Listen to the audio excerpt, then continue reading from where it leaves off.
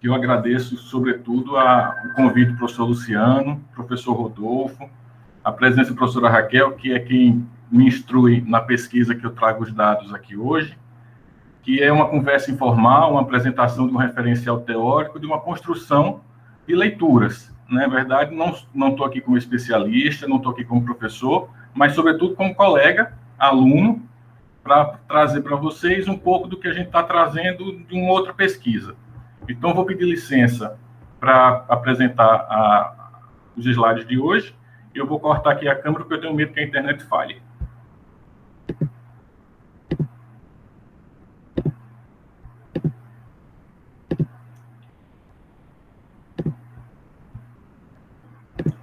Vamos lá.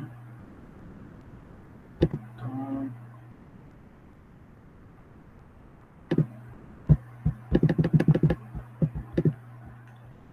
Já compartilhou, professor? Sim, deu certo. Então, numa tarde de uma audiência tão qualificada, tanto acadêmica como afetivamente, eu estou aqui para falar um pouco sobre o controle de políticas públicas como uma agenda de pesquisa entre o direito e o campo de públicas. Numa perspectiva de aula remota, nessa participação à distância, o celular às vezes é vilão, mas hoje eu vou utilizá-lo como instrumento de participação.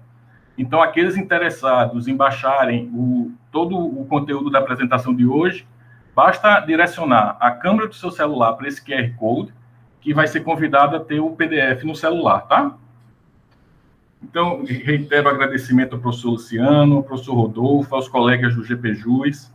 Essa apresentação de hoje, eu gosto de contar alguns causos, mas surgiu de uma provocação caseira, não foi uma queda de maçã, mas como eu tenho o costume de adquirir alguns livros, e quando chegou e viu, disse assim, eu não sabia que judicialização da saúde tinha tanto conteúdo, né? Era um tema que tinha tantos livros. Isso me provocou a materializar o que eu chamo de trilha.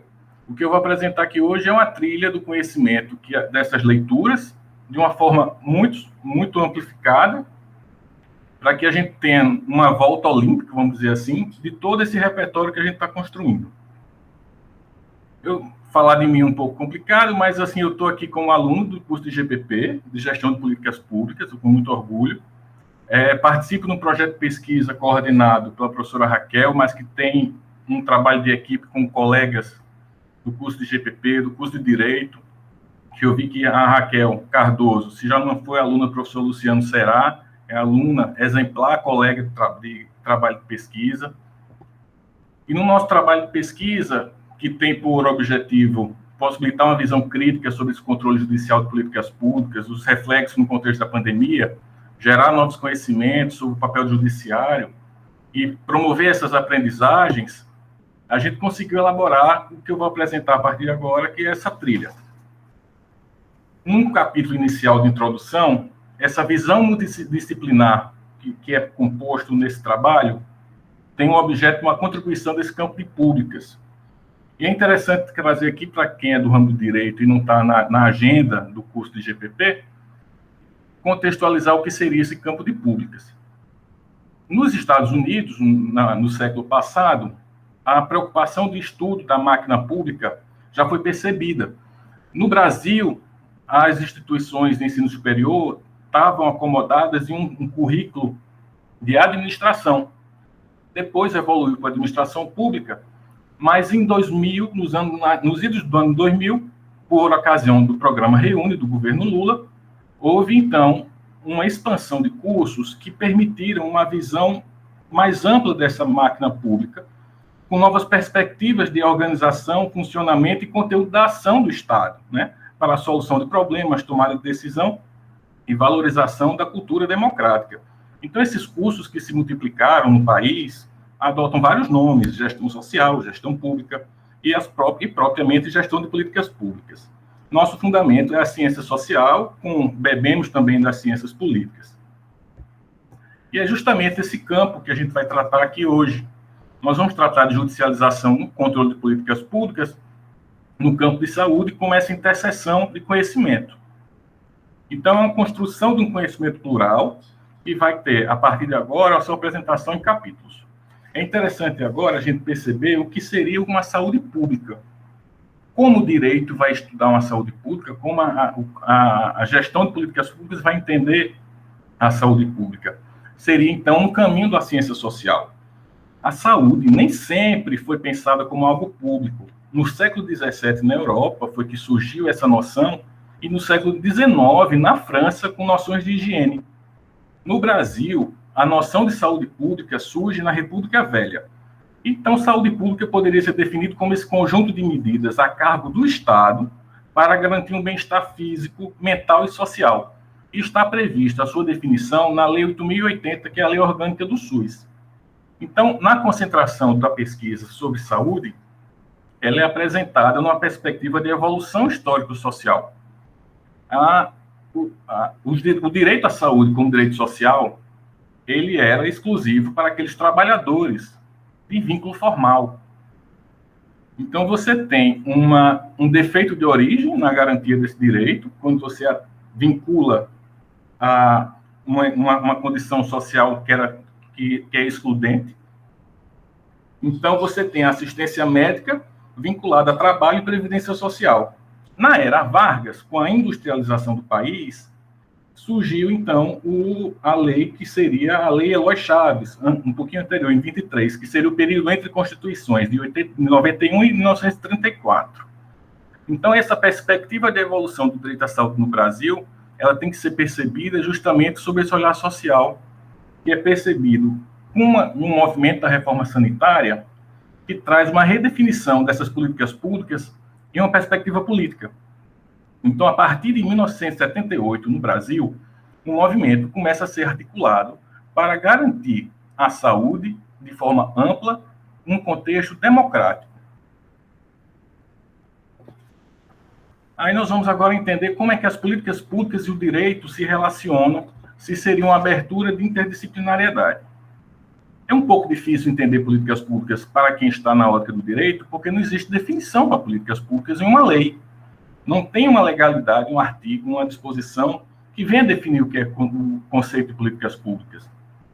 Políticas públicas é polissêmico, é um conceito que vai depender da doutrina do seu estudioso, da academia, a sua perspectiva e de suas influências para definir o que seria esse objeto. No campo do direito, que eu trouxe um pouco hoje mais concentrado, a professora Maria Paula Dallari Butti se concentra numa pesquisa que seria uma teoria jurídica dessas políticas públicas. Então, ela traz uma definição de políticas públicas a partir de 3 sentidos: um sentido político, um sentido administrativo e um sentido substantivo, para dizer que política pública é um programa de ação governamental que resulta de um processo ou conjunto de processos juridicamente regulados e visa coordenar esses meios à disposição do Estado e as atividades privadas para a realização de objetivos socialmente relevantes e politicamente determinados. Então, quando você vê o conceito de política pública, você pode imaginar a aplicação em um serviço público, a satisfação de um direito fundamental, mas, sobretudo, revestido de um componente político. A consecução de direitos fundamentais estruturados em políticas públicas a cargo do poder público é o pleno exercício e gozo dos direitos fundamentais do cidadão. Na pesquisa que a gente está desenvolvendo, a gente faz essa avaliação da leitura da política pública a partir do direito ou vice-versa, porque a gente identifica uma identidade de objeto, a forma e a ação do Estado que a gente percebe através da execução e formulação de uma política pública. Então, a gente pensa a integração de diferentes áreas do conhecimento para um objetivo comum. Essa interação ou intercâmbio de conceitos e ideias são repensadas em conjunto, em um diálogo substantivo, revisitando temas que são tradicionalmente estabelecidos na ótica jurídica, mas que podem trazer da ótica social, da ciência social, alternativas de solução que podem se revelar, inclusive, mais aptas ao sucesso e à sua efetividade para o enfrentamento dos problemas. Então, essa questão dos benefícios recíprocos desse estudo é justamente, numa agenda de pesquisa, fazer com que a análise jurídica institucional de uma política pública seja aprimorada através da sua efetividade e sua eficiência. Num relatório de pesquisa que eu estou desenvolvendo, a gente está percebendo a dicotomia entre a prática da política pública e a teoria da pesquisa acadêmica. E esses campos ainda não se relacionam. não da forma que nós gostaríamos. Enquanto a pesquisa acadêmica analisa a política pública, de acordo com o nosso levantamento, com ampla maioria de pesquisadores do ramo jurídico, a gente sente falta de uma perspectiva da política pública, analisando o controle de política pública sob a perspectiva social. Então, os desafios que são jogados nessa dicotomia podem se dever, por exemplo, pelo caráter dinâmico que é próprio dessas políticas públicas. E é algo muito distante do direito. O direito tem, por princípio, a estabilidade, uma premissa estática. E outra, o direito olha para trás, para fatos já consumados, enquanto as políticas públicas elas têm por objeto uma prognose. Elas se projetam a partir de problemas reais do presente para soluções do futuro. Essa previsibilidade que o direito faz como premissa e segurança jurídica, muitas vezes pode ser um aspecto de dificultação para a análise da política pública. Então, o professor Fabrício Mota e Vanice Vale, com quem eu tive o prazer de ter um curso agora recente, eles falam dessa questão do caminho necessário da atuação das estruturas do direito com as políticas públicas, e o ambiente do controle é justamente aquele que vai haver a interseção maior entre o trato substantivo de uma política pública e o direito. Mas é interessante agora a gente contextualizar, no tempo e no espaço, esse movimento do que seria esse controle judicial. Em todo o mundo, após a Segunda Guerra Mundial, houve o fenômeno de uma onda de constitucionalização. Os países, após a derrocada do modelo antidemocrático, autoritário, investiram, então, em cartas constitucionais para fundar o que seria o do Estado de Bem-Estar Social. Mais do que isso, havia, então, a preocupação dos Estados nacionais de fundar uma rede de proteção social. Então, o direito passa a ter um novo paradigma, deixando de ser um mero regulador de relações sociais para ter um papel de transformador. Então, essa identificação de carência social, as desigualdades, vão encontrar corpo em um instrumento jurídico, que seria a Constituição. No Brasil, a gente tem aqui, então, o que se convencionou chamar de Constituição Cidadã, e se tem na literatura como uma linha do resgate do atraso, justamente recuperando o período ditatorial exatamente antecessor. Então, a gente tem na Constituição Federal de 88 o reconhecimento normativo constitucional dos direitos sociais como uma resposta política jurídica às desigualdades. O Estado passa a ter uma presença mais robusta no campo social, para distribuir parcela do produto das suas arrecadações através de uma cooperação social. E isso vem por meio da previsão e da competência administrativa num sistema federal, de suas prestações materiais, que seriam as políticas públicas.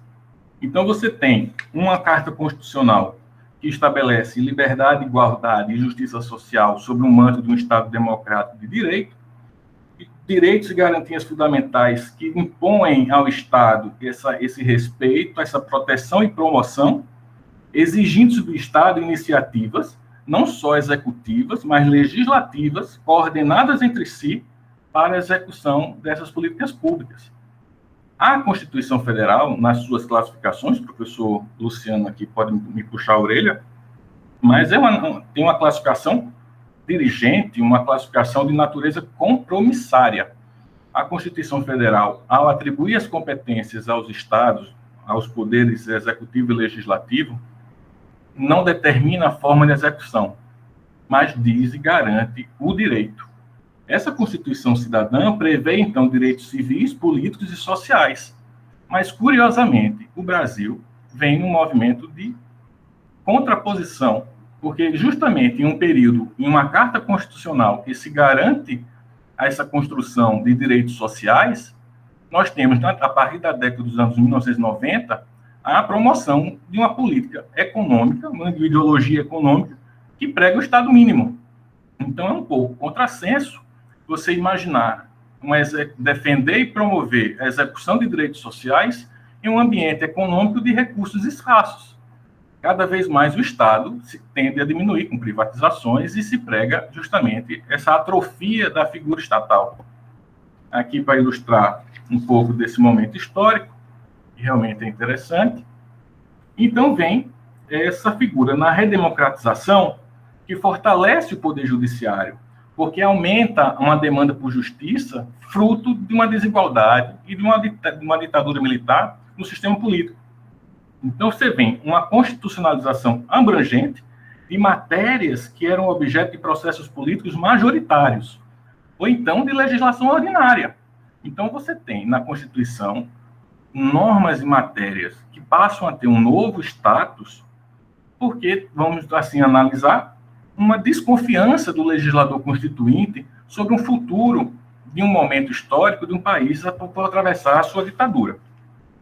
Então, você tem, então, a atuação do Poder Judiciário num campo que a gente traz agora para a gestão de políticas públicas, que é o ciclo de políticas públicas, que aqui está tratado como policy process. Então, é a intervenção judicial nessa intervenção da efetivação dos direitos sociais. E o que explicaria essa expansão do Poder Judiciário no Brasil? Basicamente, um desenho institucional muito particular, que seria esse retratado na Constituição.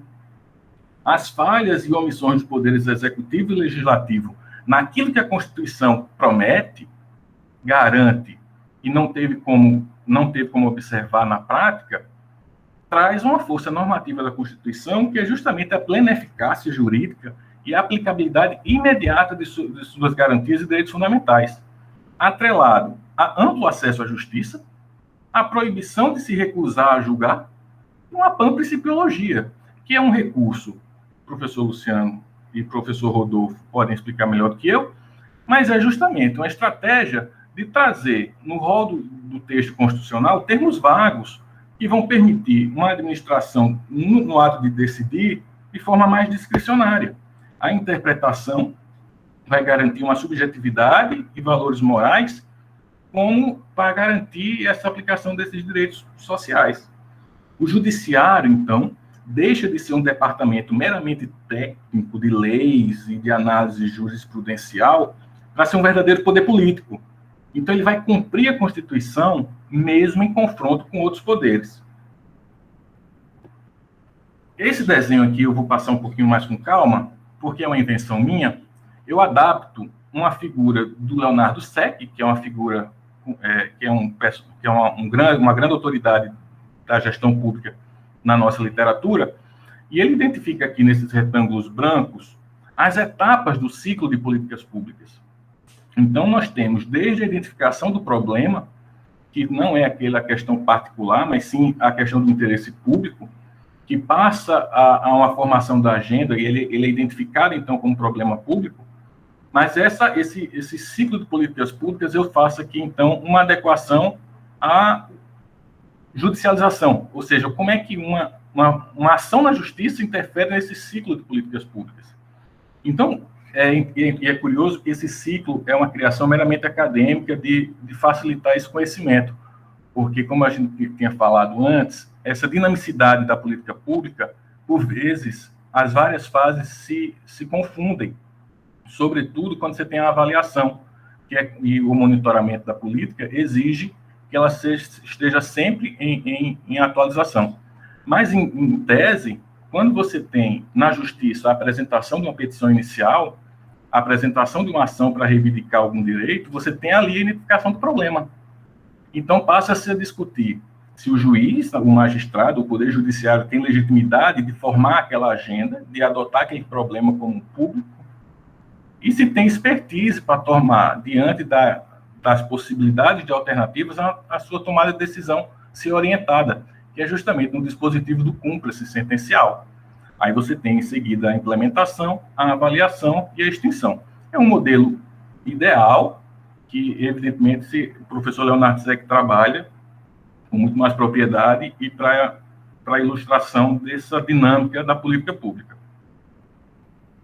Na judicialização da política pública, é interessante analisar que ela não se materializa numa única forma. Nós temos aqui, vamos trabalhar com mais calma, tanto a judicialização como aquilo que seria entendido como um ativismo judicial.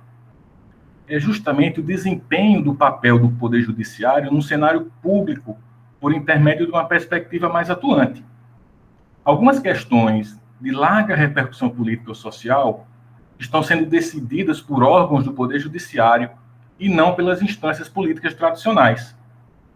Então, demandas fundadas em um direito subjetivo público à saúde provocam condenações a entes federados para que entreguem prestações de saúde curativa a sujeitos determinados.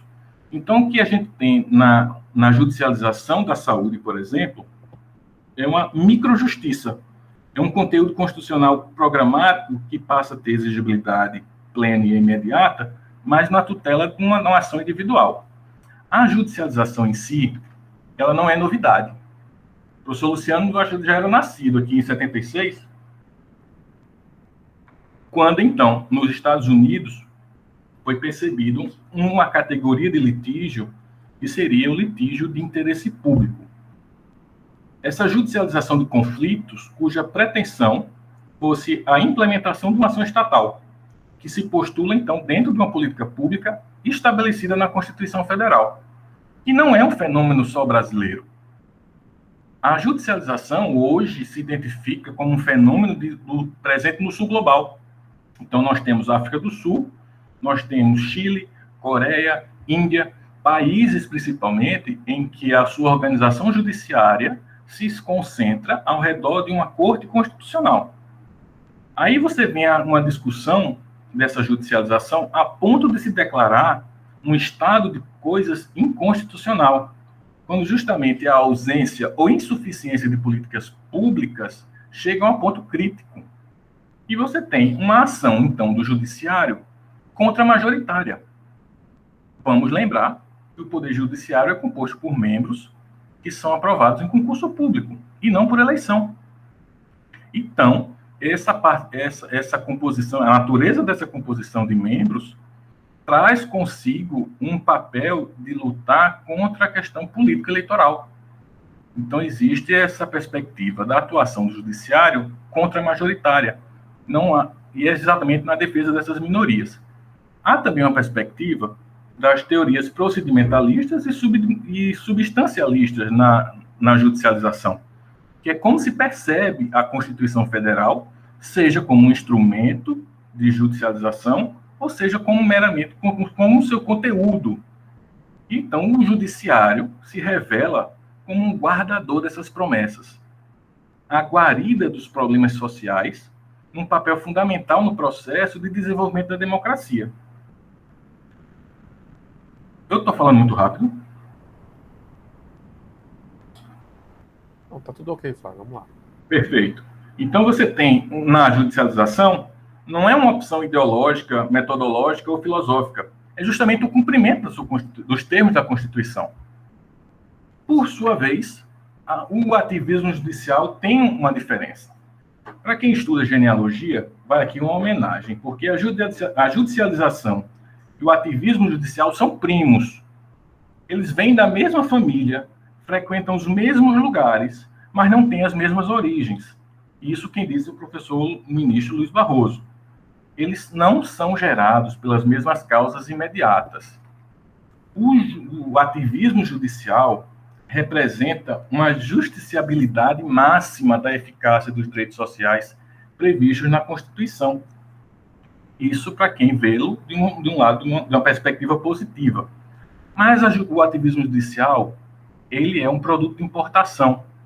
Ele vem de um caso que é justamente do Marbury versus Madison, que é um caso ícone também do controle de constitucionalidade. Então, você tem a aplicação de um juízo discricionário para o engajamento político do Poder Judiciário, naquilo que a professora Ana Mônica, no nosso grupo, desenvolve muito bem, que é o caráter justo-político da atividade judicial. Então, prega-se uma atividade jurisdicional ilimitada, com superação de teorias positivistas, porque o mero conteúdo da lei, ele é exacerbado através de uma aplicação moral e juízo de valores do aplicador da lei através da sua hermenêutica. Então, você tem a imposição de condutas ou abstenções do poder público, notadamente em matéria de políticas públicas. E o curioso é que o ativismo judicial, hoje, visto como uma parcela de progressão, progressista do conteúdo social, ele tem origem numa porção conservadora nos Estados Unidos, que tem uma tradição do common law, diferentemente do Brasil. Então, atrelar a ideia de ativismo judicial a um conteúdo progressista não é verdadeiro, porque ele tem na sua raiz uma iniciativa de conservadorismo. Então, o ministro Luiz Roberto Barroso considera que a ideia de ativismo judicial está associada a uma participação mais ampla e intensa do judiciário numa concretização dos valores e fins constitucionais, com maior interferência no espaço de atuação de outros poderes. Eu tinha programado um intervalo aqui, mas eu estou bem, estou fazendo tratamento médico, então mas eu estou bem aqui agora, eu vou poder dar continuidade, tá, professor? Perfeito, vamos lá. Então, o STF, nesse conjunto de papéis, a gente sabe que ocupa a cúpula do Poder Judiciário e desempenha o papel de ser guardião da Constituição. A judicialização teve e tem foco, sobretudo, nesse papel de controle de constitucionalidade. No Brasil, nós temos um modelo híbrido de sistema de controle constitucional, adota parte do modelo americano ocidental ou parte do modelo europeu concentrado. Mas o STF, nas suas recentes decisões, e eu me concentro aqui no contexto da pandemia, porque o nosso recorte temporal de pesquisa, lá a professora Raquel, nós temos uma garantia de um estabelecimento do que seria um federalismo de cooperação entre esses entes federados. As decisões proferidas no STF nesse período de pandemia, eu destaco, sobretudo, as decisões que avançavam, inclusive, sobre um rito de planejamento da política pública. Quando a ministra Rosa Weber fala sobre kits de intubação, sobre as campanhas publicitárias que foram feitas pelo governo, os recursos para leitos de UTI, a capacidade e competência dos entes locais em determinar as restrições de isolamento e distanciamento social, o STF adquire um protagonismo nessa judicialização da política pública de saúde. Mas o STF também não é consciente que não é autossuficiente, me perdoem a cacofonia.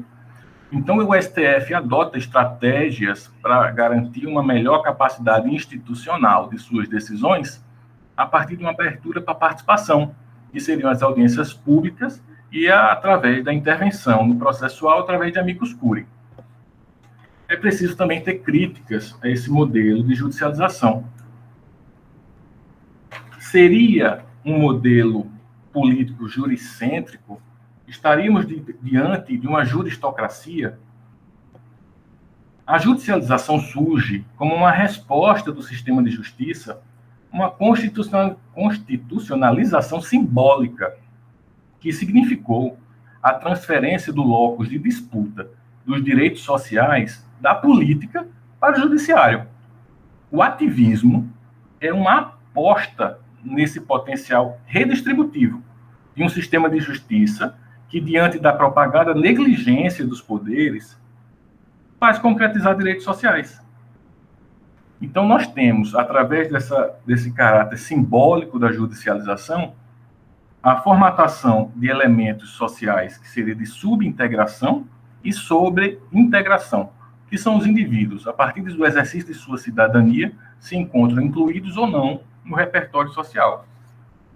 Então, você tem o deslocamento desse polo de tensão, o deslocamento da centralidade do poder decisório e de políticas públicas para o poder judiciário, e um modelo de judicialização que não promove a equidade. Pelo contrário, esse modelo de judicialização promove a inequidade do acesso à justiça. O Poder Judiciário, aqui fica uma pergunta, seria uma voz institucional para esses mais pobres? Ou o que se vê é uma reprodução dessas desigualdades? Nós temos uma questão financeira que é importante, uma financeira orçamentária, própria das políticas públicas, que se fala em reserva do possível, que é condicionar a disponibilidade de recursos e a sua efetividade das políticas públicas à disponibilidade de recursos financeiros. Isso faz com que nós tenhamos necessidades infinitas para recursos finitos e impõe ao administrador escolhas trágicas, escolhas difíceis de fazer para as políticas públicas. Quando você tem uma ação judicial, faz com que o critério seja do primeiro que chegar é o primeiro a levar, porque existe uma vantagem competitiva para esse mesmo recurso escasso na área da saúde, por exemplo, para a efetividade de um direito social. Então, nós temos uma dificuldade, sobretudo num contexto de teto de gastos, que é a Emenda Constitucional 95 de 2016, de como o orçamento do Estado vai conseguir garantir a efetividade dessa judicialização. Existe, sim, uma assimetria no acesso à justiça que reproduz iniquidades sociais.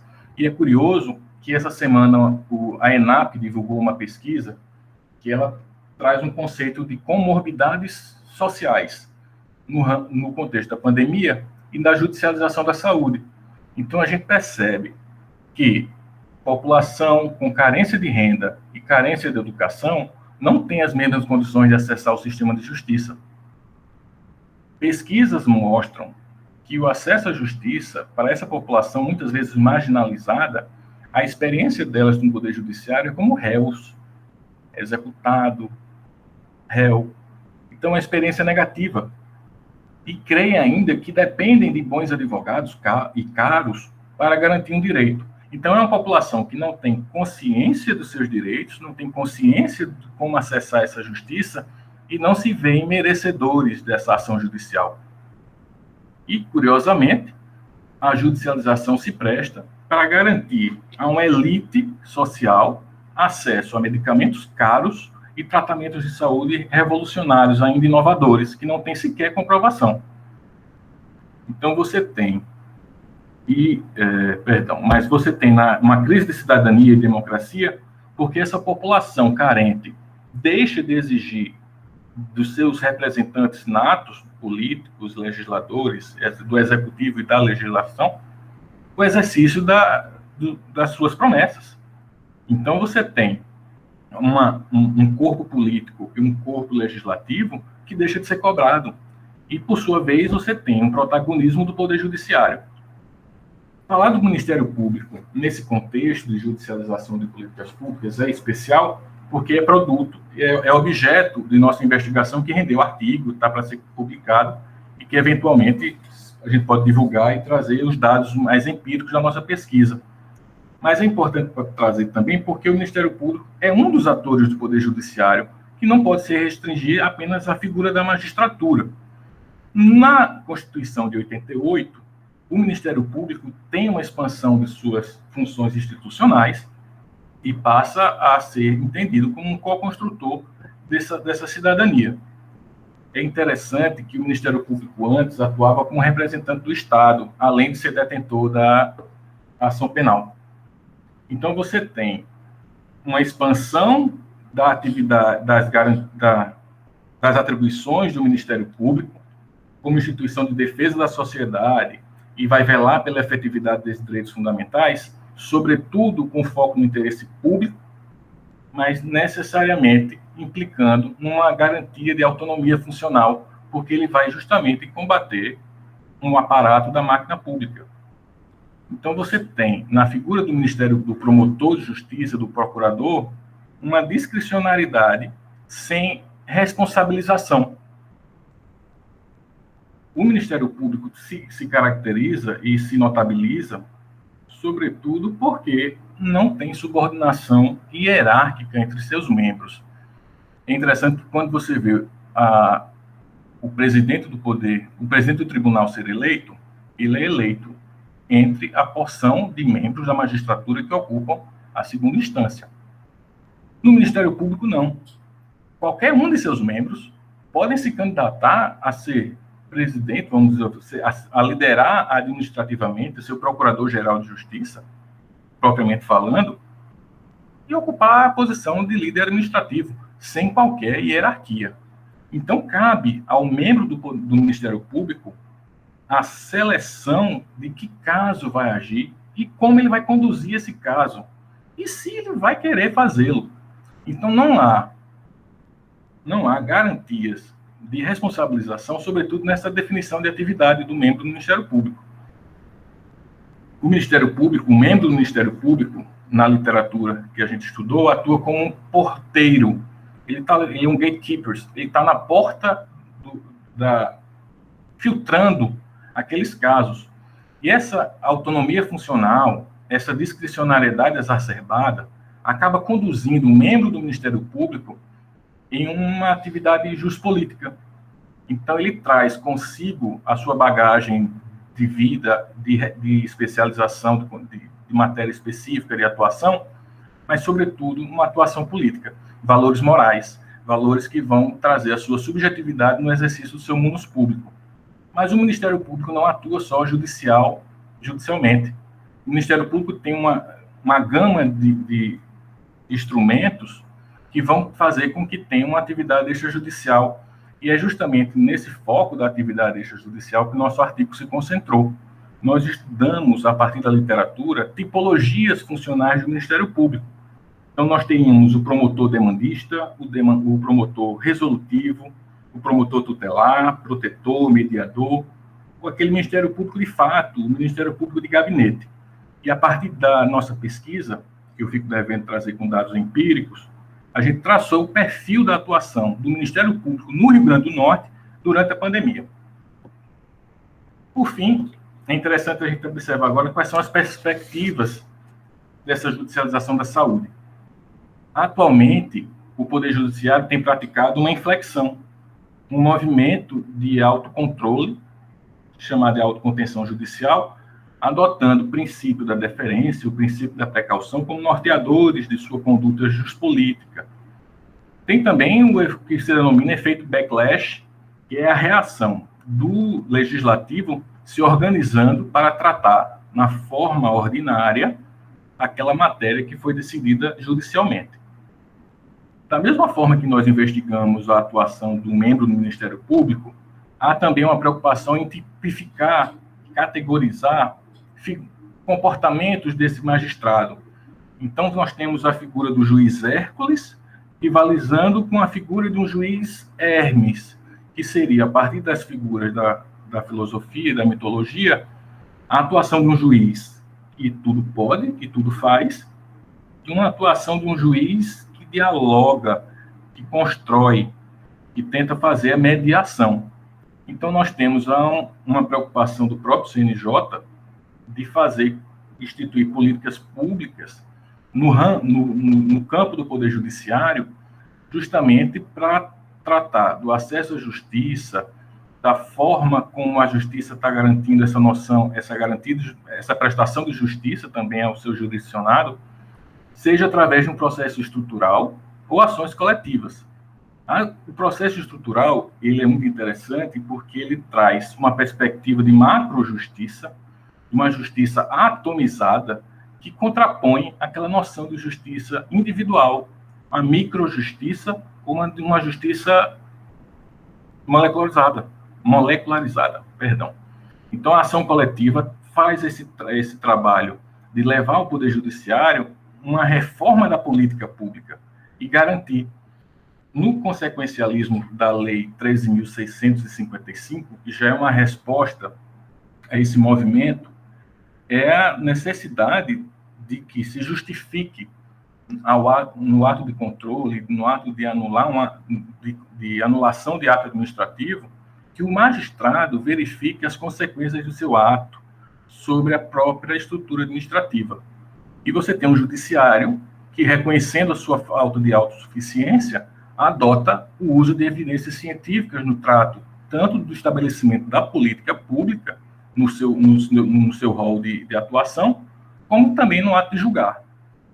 E curioso que, depois de estudar sobre judicialização, fazer essas leituras, fazer essa pesquisa, escrever e me aprofundar um pouco mais, a professora Raquel faz o convite de estudar, então, sobre a desjudicialização, que é o trato da consensualidade.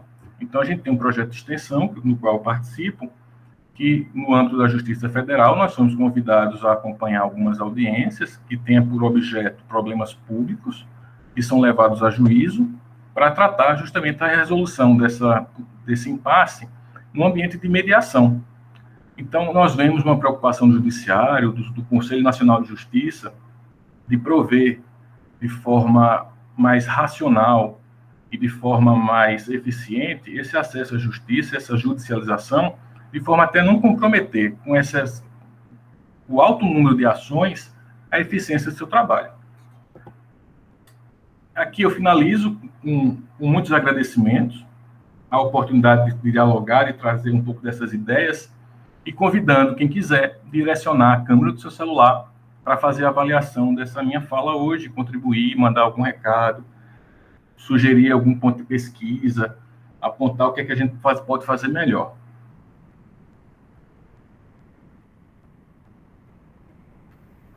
Direcionaram? Tiraram a foto? Você pode esperar só um instantinho, que meu celular está muito lento. Fica à vontade.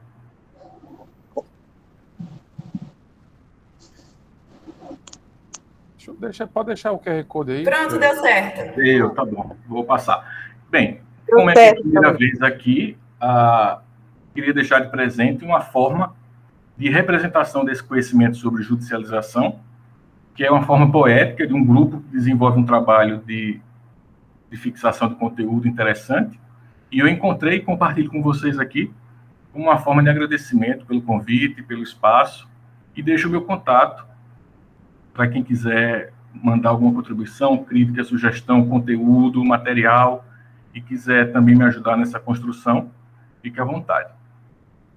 Professor, muito obrigado. Obrigado, Flávio.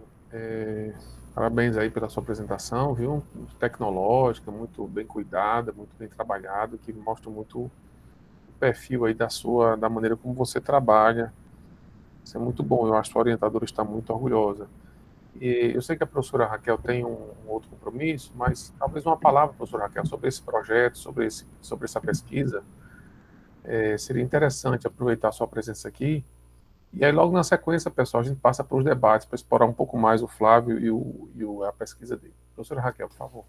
Ok, estou sim, professor, estou muito orgulhosa de Flávio, estou muito feliz com essa apresentação, com o desempenho que ele apresenta, e eu estava conversando com ele hoje sobre um grande papel que ele tem, que é estimular os colegas dele, né, outros alunos, a participarem de pesquisa também, porque a gente tem visto que os alunos, às vezes, acham que é algo muito distante, algo inalcançável, participar de pesquisa, de publicar com o professor, e a gente tem essa prática no nosso grupo, os alunos podem e devem publicar, sim, eles publicam conosco, dialogam conosco, então estou muito, muito satisfeita e muito orgulhosa de Flávio. Parabéns, Flávio, e muito obrigada por esse papel que você desempenha.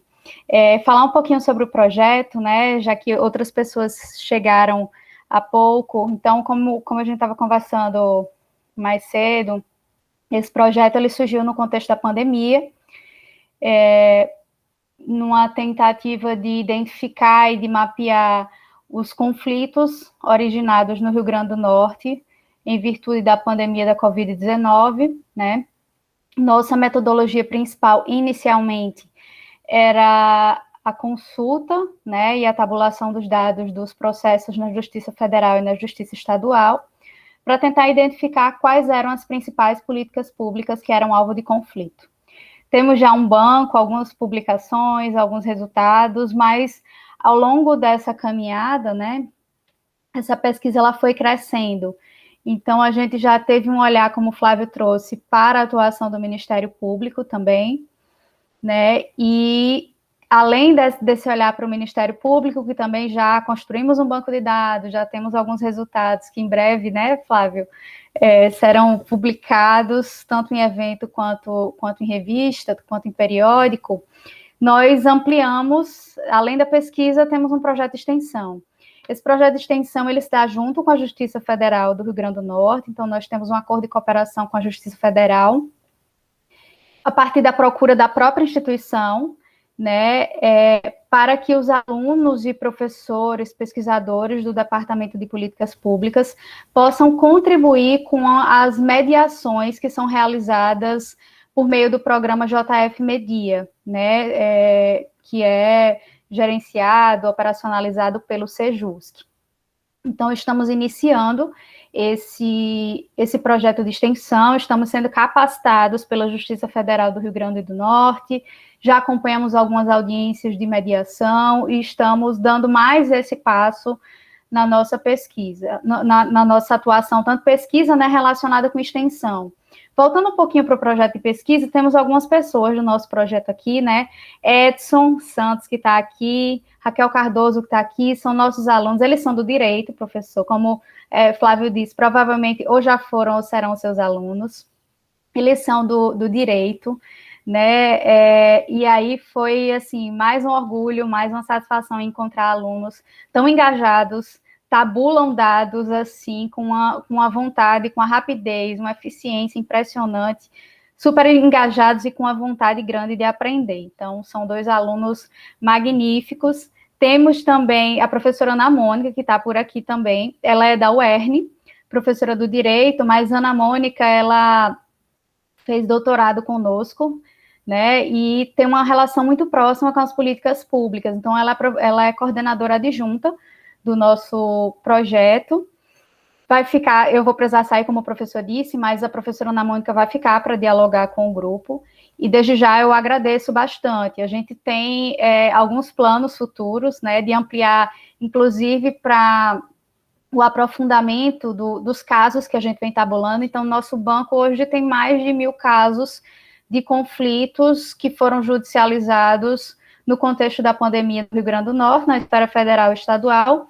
E nosso olhar agora, depois de olhar de perceber qual foi a agenda desses conflitos, né, a gente utilizando um pouquinho da linguagem das políticas públicas, qual foi a agenda dos conflitos durante o período da pandemia, a gente já compreendeu a necessidade que a gente tem de focar um pouco mais, né, trazer um olhar mais qualitativo, depois de a gente ter identificado, feito esse panorama, esse sobrevoo, mas trazer um olhar mais enfocado, mais qualitativo para alguns casos. A gente está entrando agora na discussão dos conflitos fundiários, né? Então, o nosso primeiro enfoque, como a gente fosse fazer um primeiro, depois desse sobrevoo, a gente fosse olhar, né, de forma mais detalhada para alguns pontos, e a gente vai olhar primeiramente para os conflitos fundiários, em virtude de outra pesquisa que tanto eu quanto a professora Ana Mônica também participamos. Então, a gente vai dar uma olhada quais foram os conflitos fundiários no contexto da pandemia que foram judicializados, quem são os grupos, quais são as instituições envolvidas, né, o direito, como esse direito foi tratado e assim por diante. Então, temos alguns compromissos, já estamos à disposição para dialogar com o grupo. Pena que eu não vou poder ficar, mas eu gostaria bastante, em um outro momento, de ouvir um pouco sobre o que vocês já vem fazendo, né? Quais são as... Eu até sigo no Instagram, professor, eu já seguia, até por meio de Flávio. Ele já tinha me passado, que estava participando de algumas reuniões, eu disse, não, eu vou seguir para tentar entender um pouco o que o outro grupo está pesquisando, quem sabe a gente consegue se aproximar, e que bom que a gente está conseguindo fazer esse diálogo hoje, né? Então, eu já sigo no Instagram, mas eu vou dar uma olhada na página também, para ver que outros diálogos a gente consegue fazer, porque eu fiquei curiosa quando o senhor disse que foram enviados 10 resumos para o evento, né? Então, eu quero ver um pouco da publicação também, aqueles pontos que a gente se aproxima, os pontos que a gente ainda pode se aproximar mais, e assim por diante. Então, eu quero agradecer e dizer que estamos à disposição. A professora Ana Mônica está aqui, vai ficar com vocês e pode tirar outras dúvidas. Obrigada, viu? Obrigado, Raquel. Muito bom, viu? Gostei muito desse panorama que você traçou, das pesquisas. Acho que esse projeto é muito interessante. O papel do judiciário nessa pandemia é um papel realmente que permitam a construção de uma agenda de pesquisa boa. Ontem mesmo eu vi uma decisão do Supremo determinando que o Ministério da Saúde enviasse doses de vacina para o Estado de São Paulo. E hoje o governo do Rio anunciou que está ajuizando uma ação para o mesmo fim. Então, veja o grau de especificidade que essa judicialização está tendo na pandemia. E é importante a gente analisar. Eu estou muito curioso para saber como é que vocês vão tabular esse banco de dados de decisões. Tenho muito interesse em saber como é que vocês vão organizar, se vocês vão, no futuro, depois disponibilizar isso para outros pesquisadores, que eu acho que isso já é um projeto, né? Só levantar isso, tabular, codificar e disponibilizar já é um projeto, e quem sabe isso possa ser um material para vários outros pesquisadores. Mas eu fiquei muito animado aí com essa integração do pessoal do direito, né? Acho que isso é muito animador, muito animador. Eu, quando faço aqui no meu departamento orientações com pesquisas empíricas, normalmente o aluno torce o nariz. Como assim levantar dados? Como assim fazer entrevistas? Como assim? E eu, como tenho formação do mestrado em ciências sociais, assim que a professora tem formação de doutorado em ciências sociais, meu mestrado foi em ciências sociais, eu fiz entrevista, eu fui para piquete de greve, e eu acho que a gente se transforma como pesquisador quando você tem um contato com o objeto de pesquisa. Não que os livros não sejam importantes, eles são muito importantes para construir um arco teórico, para a gente saber do que a gente está falando. Mas a pesquisa realmente transformadora é aquela em que você tem um contato mais próximo. Como essas pesquisas são mais raras no campo do direito, eu tenho me dedicado a fortalecê-las, para tentar deixar alguma coisa para as gerações futuras, né? Pelo menos lá no meu departamento eu sou conhecido como o orientador de pesquisas empíricas, o que já é uma grande ousadia. Mas obrigado, viu, professora Raquel? Fique conosco até onde for possível, tá? E também fique à vontade para sair quando for. Obrigada. Eu vou precisar sair agora, mas eu desejo uma boa tarde, um bom debate para você. Pronto, a gente vai nos falando. E depois eu vou cobrar do Flávio para trazer você aqui outro dia, tá? Certo. Deixa eu apresentá-lo, a professora Ana Mônica, que é certo. Nossa orientadora lá também. Professora Ana Mônica, por favor. Boa tarde. Primeiro, agradecer a oportunidade também. Flávio convidou a gente para estar participando. A apresentação foi excelente, né? Flávio trouxe aí um grande apanhado de tudo que a gente vem desenvolvendo. E agradecer ao professor Luciano pela aproximação, né? Porque às vezes a gente tem agendas de pesquisa tão parecidas e a gente não dialoga. Então, eu acho que espaços como esse são interessantes para que a gente possa dialogar e, de repente, construir agendas em comum e até as participações. Eu sou do direito e numa instituição pública também do Estado, né, na UERN, e a gente poderia estar trabalhando em parceria. E essa formação de redes, de ligação, e elas são importantes para essa pesquisa. Eu acho que Raquel já trouxe todas as questões principais da nossa pesquisa e a gente se coloca à disposição para debater e discutir aqui com todos os colegas e interessados, tanto do projeto de pesquisa quanto nos projetos de extensão. Obrigada. Obrigado, professor Luciano. Bem-vinda, viu? Sinta-se muito bem-vinda para as nossas reuniões, tá? Eu acho que essa aproximação é mais do que necessária, ela é fundamental para romper um pouco, no seu caso que também é do direito, sabe como é difícil fazer pesquisa, longe daquelas pesquisas tradicionais, da teoria do direito, teoria da norma, que de fato não é que não seja importante, é que não dá para ficar só nisso, né? O curso de direito vem perdendo espaço. E eu peço que considere depois dar uma olhada no site da Enajus, do Enajus, que é o nosso encontro lá do grupo de Brasília. Eu acho que o grupo de vocês podia pensar para 2022, enviar uns resumos lá, apresentar uns trabalhos no Enajus. Eu acho que vocês vão ter um espaço bem interessante. Há pouquíssimos eventos no Brasil para discutir a justiça. No caso de vocês trabalhar, por exemplo, judicialização e políticas públicas, há lá vários pesquisadores nessa área. Tá? O curso de administração da UNB tem trabalhado com isso fortemente. E eu quero, claro, eu tenho já algum pé lá nesse grupo, e no Enajus, mas eu acho que a gente ainda não tem a maturidade suficiente nem para criar uma rede com eles. Porque isso depende da gente também ter uma curva de aprendizado aqui com as nossas pesquisas. Mas eu acho que a gente está indo num caminho muito bom. Se pegar aí, como a professora Raquel mencionou, o perfil no Instagram, mas também o nosso singelo canal no YouTube, onde a gente deixa gravado esses eventos, às vezes eu me impressiono como a gente, em 6, 8 meses, que a gente começou em janeiro deste ano, mas a gente já produziu muitos encontros interessantes. Este talvez seja um dos mais interessantes encontros que a gente teve esse ano, exatamente porque acho que a gente precisa se aproximar de outros pesquisadores, sejam pesquisadores de outras áreas afins, ou mesmo pesquisadores do direito, que estão já dialogando com essas áreas afins. Que é o seu caso, e me pareceu ser o seu caso. Mas bem-vinda, tá? O Flávio é responsável por essa aproximação de hoje, mas ele será responsável também pelo contato permanente para a gente fazer outros eventos. Eu imagino, depois que a gente sair da pandemia, a gente vai fazer um evento, um seminário, quem sabe a gente não faz uma coisa conjunta, né? Vamos pensar nisso. Bem-vinda, viu, professora Ana Mônica? Muito bom conhecê-la.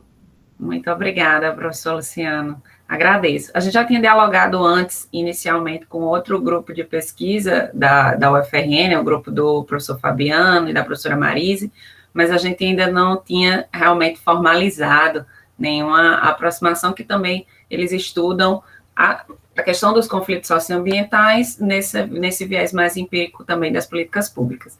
Mas é sempre um prazer e estamos à disposição aqui para o diálogo. Muito obrigada. Obrigado a você, perfeito.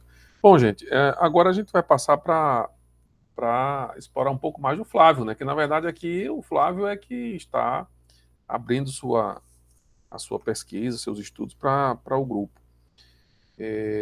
Então, assim, eu queria saber se algum colega tem alguma pergunta a fazer ao Flávio. Não sei se no chat foi colocado, eu acho que não foi colocado nada, mas a palavra está franqueada aí para os colegas, as indagações ao Flávio, as contribuições à pesquisa dele. Vamos lá. Mariana, eu estou curioso para lhe ouvir. O professor Luciano falou muito bem de você e da sua pesquisa. Eu estava pensando justamente em expor um pouco assim, sobre minha pesquisa. Então, já que ninguém se manifestou, acho que eu posso começar falando. Então. Bom, eu tenho alguma pergunta, no caso, para entender um pouco da sua explanação, mas também eu posso apresentar minha pesquisa, assim, de uma forma geral, para a gente ver, né, qual o ponto em comum, assim, com a temática. Seguinte, o que eu pesquisei? Quando eu desenvolvi meu trabalho, eu pesquisei e eu realizei entrevistas com alguns atores, alguns servidores, alguns magistrados dos dois tribunais aqui do estado, certo? Justamente para tentar verificar até que ponto uma política pública que o CNJ ele criou, ela estava tendo eficácia, até que ponto ela estava sendo eficaz nesses tribunais. E aí, o que é que eu verifiquei?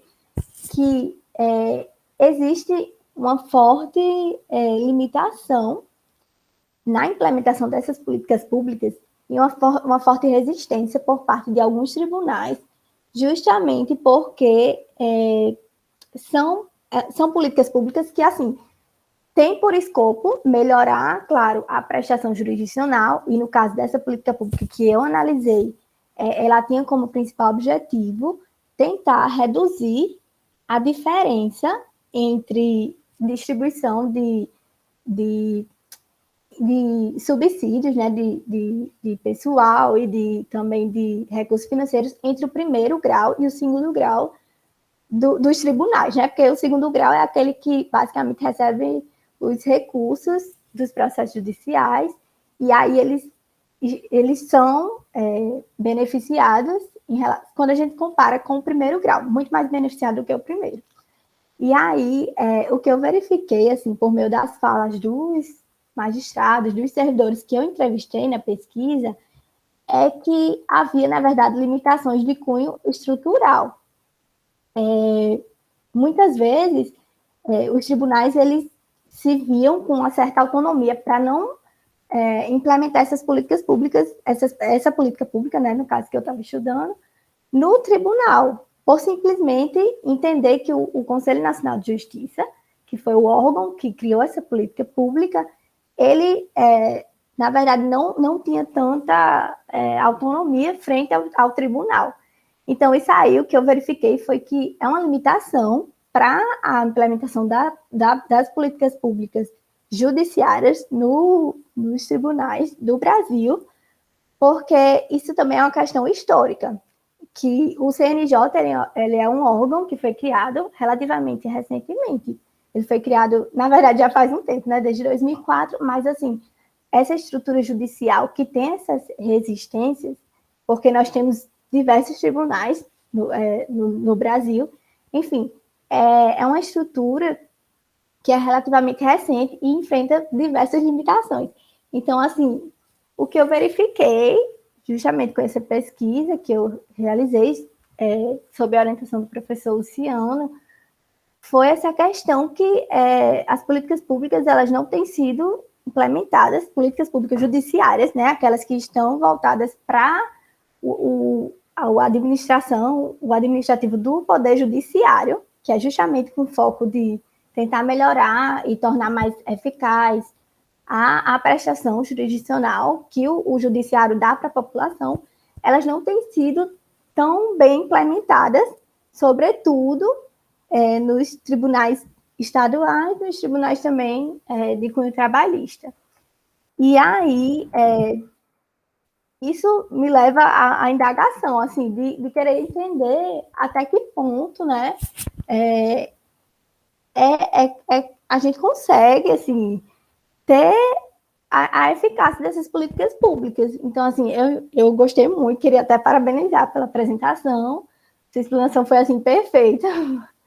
Eu gostei muito, mas, assim, a indagação que eu também queria fazer para você é justamente isso, saber a sua opinião, assim, no caso, se você já chegou a refletir sobre a questão dessa limitação da implantação das políticas públicas no Brasil. E, enfim, se voltada ao judiciário, ou se você, no caso, já refletiu algo sobre isso de uma forma geral, assim, das políticas públicas que sejam tanto implementadas pelo executivo como também pelo judiciário. E Mariana, parabéns pela apresentação. Obrigado. Eu estou muito orgulhoso de estar aqui nesse grupo com você, porque a sua explanação traz muito bem da sua pesquisa, como o professor Luciano falou, né, que é muito interessante ver a aplicabilidade desse esforço do CNJ para os nossos tribunais no nível local, e a gente pode aplicar isso de uma forma com dados reais, dados trabalhados. E eu queria conversar melhor com você também, porque a gente está, quando ouvi você falando, eu anotei aqui um dado sobre o estudo da governança. O tribunal não só como um órgão jurisdicional, mas no exercício da sua administração própria.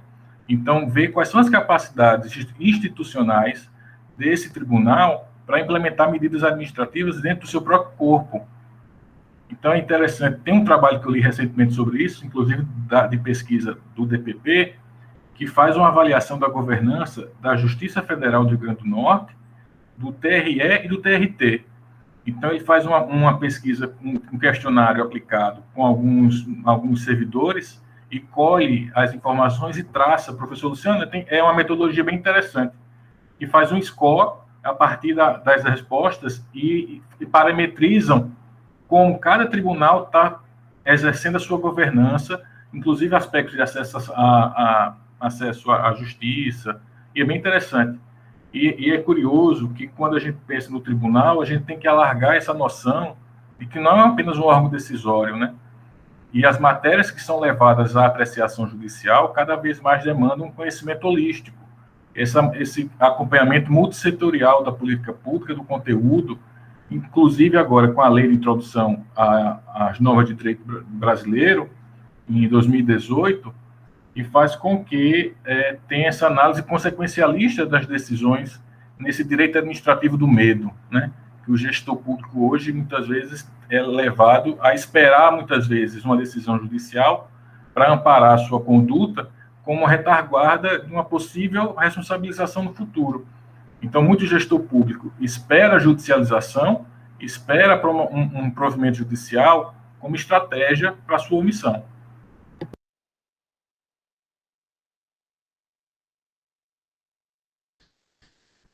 Muito bem. Eu acho que essa sua última parte da sua fala aí é um grande desafio, né, que a gente tem quando pensa em judicialização. Vejo muita literatura sobre judicialização, tem muita coisa escrita sobre isso, e assim, o que a gente percebe é que a judicialização na literatura estrangeira tem um propósito, uma historicidade, uma conotação totalmente diferente do que a gente trabalha aqui. Tá?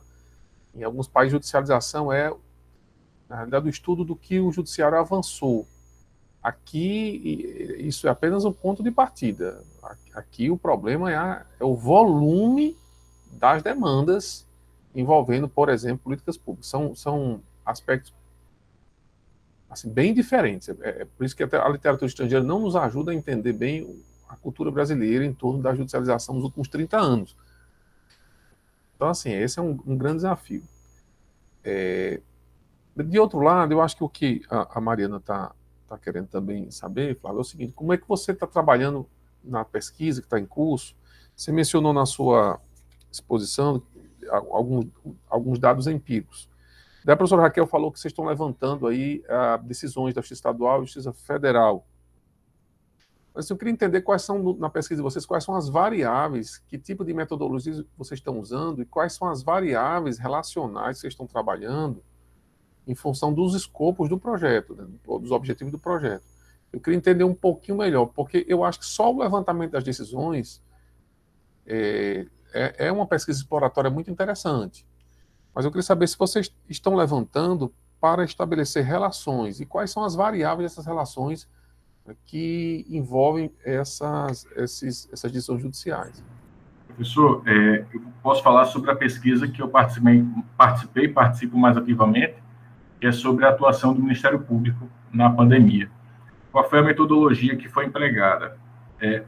Foi vigiar e acompanhar as publicações de notícias do Ministério Público no seu site específico de notícias, e a partir do conteúdo dessas notícias, verificar categorizar e classificar matérias, qual foi a comarca da decisão, o tipo de política pública e a atuação, e se seria uma recomendação, uma intervenção judicial. Então, a gente fez a análise a partir do conteúdo dessas informações. O banco de dados judicial, que é levantado pelos alunos o Edson e a Raquel, estão até aqui. Edson, você quer falar, Raquel? Vocês podem falar sobre o banco de dados da Justiça. Como é que vocês fazem essa pesquisa? O Ministério Público não foi decisão, né? Então, a gente não trabalha com decisão. Bom, estão me ouvindo? Boa tarde a todos. Bom, basicamente, a gente preenche, né, o banco de dados, e aí lá tem uma coluna que é bem específica, que a gente tenta analisar os reflexos da decisão na política pública. E aí, um exemplo, alguém pede um leito de UTI, a gente analisa, a partir da decisão do juiz, como aquela decisão vai impactar na política pública. Se vai haver uma mudança na política pública ou se não. Se acontece um fenômeno que a gente até tinha discutido na última reunião do projeto, que é se o judiciário ele prestigia a decisão administrativa. Ele diz, olha, e é muito interessante que eu estava analisando recentemente, fazendo meus gráficos, e o judiciário potiguar ele tem muito feito isso. Tem havido muito pedido por leito, mas ele diz, olha, a única coisa que eu posso fazer aqui por você é deferir o pedido no sentido de pedir para que haja na CESAP aquela questão da lista, né, que estava tendo de organizar, mas não de simplesmente dar um leito para quem vai no judiciário e, tipo assim, colocar ele na frente da lista daqueles que estão em espera. Então, aí, a partir desses olhares, a gente vai vendo como é que essas decisões vão impactando na agenda da política pública. E aí, no final, a gente vai tentar, eu estou agora na conclusão do meu relatório, né, e a gente está tentando traçar gráficos, ver como é que foi o comportamento do judiciário, se ele fez, tipo assim, mais autocontenção, né, aquela discussão que o Flávio tinha trazido aqui lá no início. Se foi um judiciário que adotou uma postura muito mais voltada para o ativismo judicial, ou se foi uma postura muito mais, assim, de contenção. E aí a gente vai tentando traçar essas discussões com os dados que o banco vai nos fornecendo. Aí eu acredito que, não sei se a Raquel ainda está aqui, ela também pode falar um pouco do dela. Boa tarde a todos. Assim, professor e professoras, colegas, mais didaticamente, o nosso banco de dados ele tem uma construção tanto qualitativa quanto quantitativa. A gente tem as considerações sobre a demanda de processos, os números, mas a gente também, no nosso banco, não somente detalha os processos via consulta pública, mas a gente aliou o detalhamento dos processos da ação judicial junto com a lista de classificação do CNJ, que é um painel de classificações justamente feitos no ano passado para as demandas da Covid, que são leitos de UTI, repasse de verbas públicas, sistema penitenciário. Então, aí cada processo que a gente analisa, vai entrando dentro dessa classificação. A partir desse detalhamento, a gente, além de inserir os processos dentro da classificação, a gente também analisa o reflexo territorial dessa decisão. Por exemplo, na Justiça Federal, a gente analisa se esse reflexo da decisão está em Natal, se está em Mossoró, se atende o Rio Grande do Norte inteiro. A gente vai verificando isso. Muito importante também do nosso projeto, como é aliado direito às políticas públicas, é entender como essa decisão está afetando. Por exemplo, na Justiça Federal, é uma questão bem expansiva, é o auxílio emergencial. Os pedidos de auxílio emergencial que foram para a Justiça Federal, e a gente vai entender um pouquinho como é que a Justiça Federal está fazendo, se está deferindo todos esses processos. A gente entende também como as políticas de distribuição de renda nesse momento emergencial estão sendo distribuídas para a população. A gente entende como os magistrados da Justiça Federal estão atuando e vamos entendendo também como é que esse reflexo na política pública está sendo. Se ele está sendo com correção da medida, se ele está sendo sem a correção da medida. Então, a nossa pesquisa ela é muito interdisciplinar, ela vai atendendo várias lacunas, tanto do direito, das ciências sociais, do campo das políticas públicas. Eu ia falar, mas eu acredito que Edson e Raquel supriram qualquer dúvida, não é isso? Eu acho que Flávio colocou que eles ficaram responsáveis, Flávio e Haroldo ficaram com a questão mais voltada para o Ministério Público, enquanto que Raquel se debruçou nos dados da Justiça Federal e Edson do TJRN. Então, a gente fez a consulta a partir da consulta pública do PJE, mas temos também oficiado tanto o Tribunal de Justiça quanto a Justiça Federal para o envio das matérias selecionadas enquanto Covid.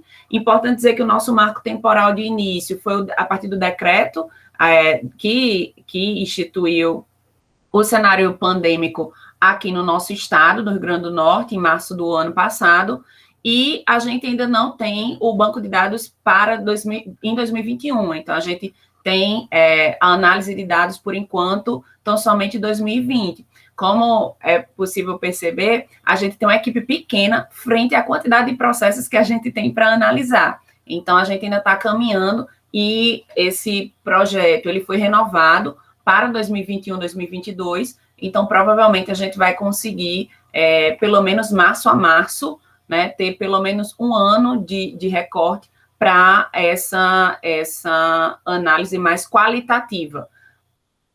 Estamos desenvolvendo, como já foi colocado, e uma coisa que interessa bastante para a gente é situar os conflitos individuais e coletivos, que a gente ainda não tinha feito essa relação, e a gente começou a fazer por conta do que a professora Raquel colocou. Agora a gente está entrando numa outra agenda de pesquisa dos conflitos coletivos da parte fundiária, dentro de uma agenda nacional também. A gente está entrando para corroborar nessa busca para tentar ter esses dados organizados que ainda não existem, né? Tanto da campanha Despejo Zero, quanto do cenário de remoções enfim, obstáculos à efetivação do direito à moradia. Então, a gente já tem essa outra agenda específica e, junto com Flávio, né, vamos tentar também ter uma agenda específica dentro da pesquisa para a judicialização da saúde. Como Raquel colocou, a questão do auxílio emergencial foi uma questão também reiterada, encontramos diversos, mas a gente ainda não se organizou para se debruçar sobre a política pública de auxílio emergencial nesse momento. Então, por hora, a gente está fazendo essa análise geral do banco de dados, lembrando sempre do reflexo territorial, porque nossa pesquisa ela é associada ao grupo de estudos de Estado e Políticas Públicas, né? É o Departamento de Políticas Públicas, e dentro dessas localização da nossa pesquisa, o reflexo territorial e a gente sempre espacializar os nossos resultados é um ponto também importante, e às vezes a gente não faz muito isso no direito, né? A gente já não trabalha nem com banco de dados, e espacializar também é uma coisa que a gente não faz. Então, essa é uma preocupação também da pesquisa, a gente conseguir espacializar essas nossas informações. Excelente, excelente essas informações. Eu sempre me preocupo com a parte metodológica, ela é central, tá? em toda pesquisa é método, né, Ana Mônica? Então, assim, às vezes no direito, o sujeito está preocupado com um assunto. Minha preocupação, sempre quando eu vou nessas bancas de TCC, de mestrado, doutorado, eu vejo uma preocupação muito grande em debater o assunto. E minha preocupação é debater o método, porque o método é muito importante. E achei bem interessante assim, a maneira como vocês estão trabalhando esse objeto, um fenômeno muito recente. Então, assim, eu estou muito interessado. Quando tiverem algum documento, tá? Algum relatório de pesquisa, alguma coisa, né, com esse potencial de divulgação, o Flávio avisar a gente aqui, tá? Passar para nós aqui o material. Eu também bati umas fotos da sua e da professora Raquel e do Flávio.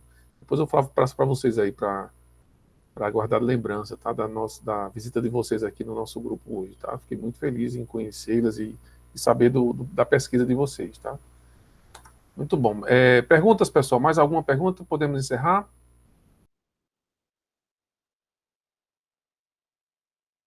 Flávio, mais alguma coisa? Só agradecer, professor, pela oportunidade e pelos caminhos novos que podem ser abertos, trilhados e fazer parcerias e pesquisas juntos. Ótimo. Eu agradeço, Flávio. Parabéns mais uma vez pela apresentação. Eu acho que foi uma apresentação muito interessante, porque com a apresentação do Flávio veio todo o grupo com a oportunidade de ouvirmos mais gente, conhecer um pouco do trabalho de vocês, que agora, em parte, é o trabalho do GPJus também, porque o Flávio está aqui conosco, já colocou o pé, um pé pelo menos já está aqui dentro, né? Esse foi o evento de estreia do Flávio aqui conosco.